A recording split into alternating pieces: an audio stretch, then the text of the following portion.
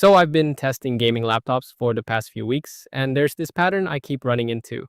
People spend two, three, sometimes $5,000 on a laptop and end up with something that doesn't actually do what they thought it would do. Not because the laptop is bad, because the way we're taught to shop for these things is broken. So today, 5 mistakes people are making buying gaming laptops in 2026. Some of these are things I got wrong myself. Let's get into it. Mistake number one, and this is the big one, assuming a laptop RTX 5090 performs like a desktop RTX 5090.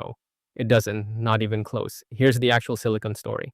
The laptop version of the RTX 5090 uses a smaller die, the same one found in the desktop RTX 5080. The full desktop 5090 die is a completely different, much larger chip. So when independent testers put these head to head, the laptop 5090 ends up landing somewhere around a desktop RTX 507 Ti in real 4K workloads, roughly 54% slower than a desktop RTX 5090 at 4K. That's not a small gap, that's a different class of hardware wearing the same badge. And look, Nvidia isn't lying to you, and the naming has always worked this way to some degree. But in 2026, the gap has gotten wide enough that it's genuinely misleading if you don't know to look past it. So rule 1, stop shopping by GPU name. Shop by what the laptop actually does in reviews of that specific model.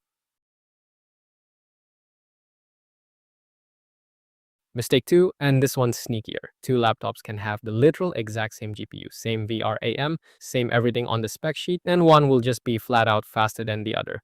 Why? Power. This is called TGP, total graphics power. And it's basically how much electricity the manufacturer lets that GPU actually draw.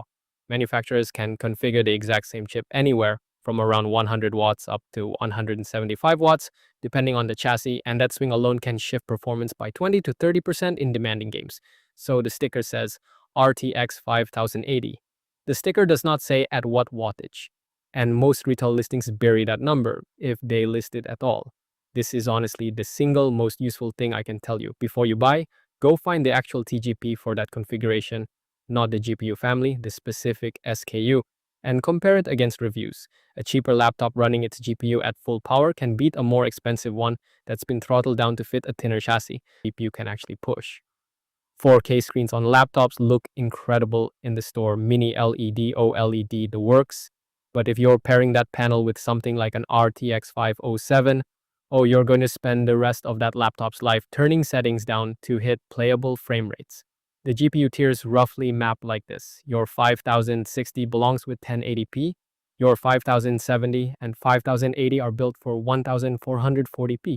And honestly, even the 5080 and 5090 are the ones that make sense driving native 4K. And here's the part nobody tells you at 15 to 17 inches. The visual difference between 1440p and 4K on a screen that size is genuinely subtle. You may be paying a real premium in price and battery life for resolution. Your eyes can barely register, while your frame rate takes the hit that you can absolutely feel. Mistake 4. 8 gigs is fine for 1080p up today. But reviewers testing 2026 most demanding titles are now calling 16 gigabytes of RAM absolutely critical for squeezing out the best possible performance in the games that push memory hardest. And unlike a desktop, you cannot upgrade this later. Whatever VRAM ships in that chassis is what you're stuck with for the life of the machine. So if you're buying a laptop you want to still be happy with in 3 years, don't just ask, does this run today's games? Ask, does this have enough headroom for what's coming? That's doubly true if you do any content creation, 3D work, or local AI stuff alongside gaming. Those workloads eat VRAM even faster than games do. And mistake 5, the one that actually surprised me most researching this, assuming the more expensive, higher tier GPU always wins.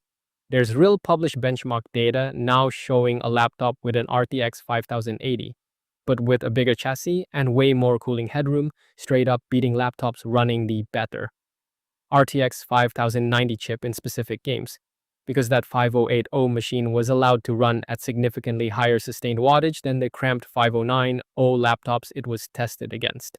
The lesson isn't buy the 5080 instead. The lesson is that the number on the sticker means nothing without the cooling system and chassis size behind it. A big, well-ventilated 18-inch laptop with a lesser GPU running at full power can legitimately outperform a thin and light with a flagship chip that's thermally strangled the moment you start gaming.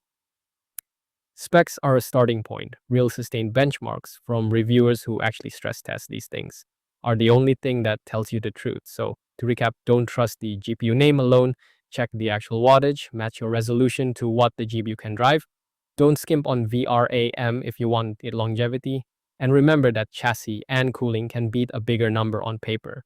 None of this means that gaming laptops are a bad buy in 2026. They're actually better than they've ever been. It just means the marketing hasn't caught up to how honest you need to be with yourself about what you're actually buying. Let me know in the comments which of these mistakes you almost made or already did. As always, thanks for watching. Catch you guys in the next one.